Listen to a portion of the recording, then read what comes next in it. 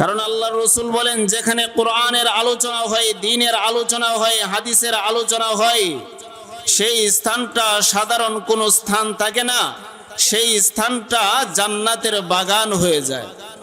সুবহানাল্লাহ।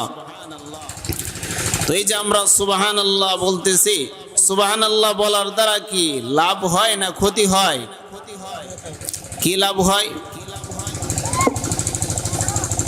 কয়েকবার সুবহানাল্লাহর আওয়াজ যদি কোনো ঈমানদারের জবান থেকে বের হয়, আল্লাহ রাব্বুল আলামিন বলেন, ও ফেরেশতা, ওই বান্দার আমল নামাই 100 নেক লিখে দাও। সুবহানাল্লাহ। কই সুবহানাল্লাহর বিনিময়ে বান্দার জন্য জান্নাতের মধ্যে ফলের বাগান তৈরি করা হয়। এত বিশাল বড় ফলের বাগান, কোন দ্রুতগামী ঘোড়া যদি 500 বছর পর্যন্ত দৌড়ায়, বাগানের এক মাথা থেকে গিয়ে অপর মাথা পর্যন্ত শেষ করতে পারবে না। সুবহানাল্লাহ।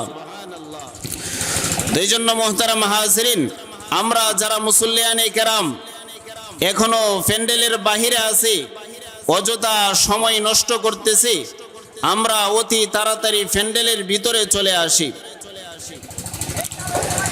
আল্লাহ রাব্বুল আলামিন ডাক দিয়ে বলেন, ও দুনিয়ার মানুষ, মানুষের চাহিদা পূরণের জন্য যেমন বাজার করতে হয়, চাউলের যদি প্রয়োজন হয়, চাউলের দোকানে গেলে চাউল পাওয়া যায়, মাছের দোকানে গেলে মাছ পাওয়া যায়, সবজির দোকানে গেলে সবজি পাওয়া যায়, তৈলের দোকানে গেলে তৈল পাওয়া যায়, কাপড়ের দোকানে গেলে কাপড় পাওয়া যায়। আল্লাহ বলেন, ও দুনিয়ার মানুষ,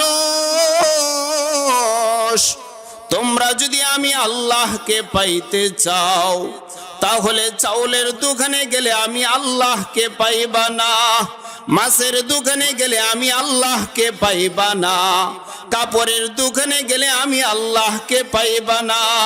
আমি আল্লাহকে যদি পাইতে চাও, ফতেপুর উচ্চ গ্রাম জামে মসজিদের উদ্যোগে কোরআনের আলোচনা হয়, হাদিসের আলোচনা হয়, দ্বীনের আলোচনা হয়। ওই ময়দানের মধ্যে গিয়া যদি তুমি বসতে পারো, আমি আল্লাহর পরিচয় নিয়াই তুমি বাড়ি যাইতে পারবা। সুবহানাল্লাহ। এই জন্য মুহতারাম হাজিরিন, আমরা সকলেই দ্রুত চলে আসি প্যান্ডেলের ভিতরে। আল্লাহ রাব্বুল আলামিন ডাক দিয়ে বলেন, ও রহমতের ফেরেশতা, তাড়াতাড়ি যা, জলদি করিয়া যা, দেখ ওই ময়দানের মধ্যে কারা কোরআন ও হাদিসের আলোচনা শুনে আর কারা করে। রহমতের ফেরেশতা আল্লাহর অর্ডার পাইয়া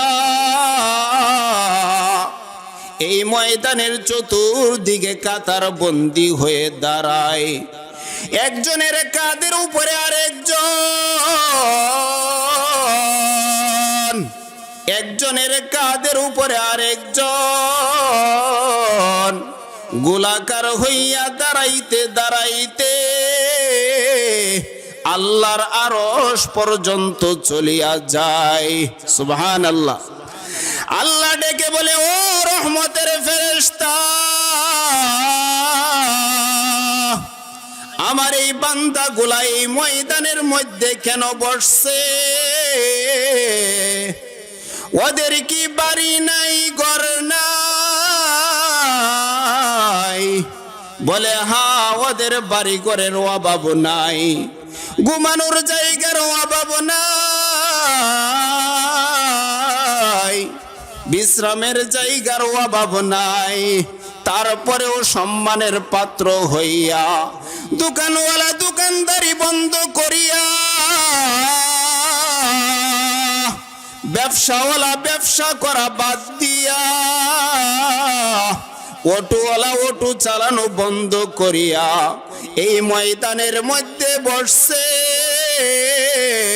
ওরা জান্নাত চাই, জাহান্নামের আগুন থেকে বাঁচতে চায়। আল্লাহ ডেকে বলে, ও রহমতের ফেরেশতারা,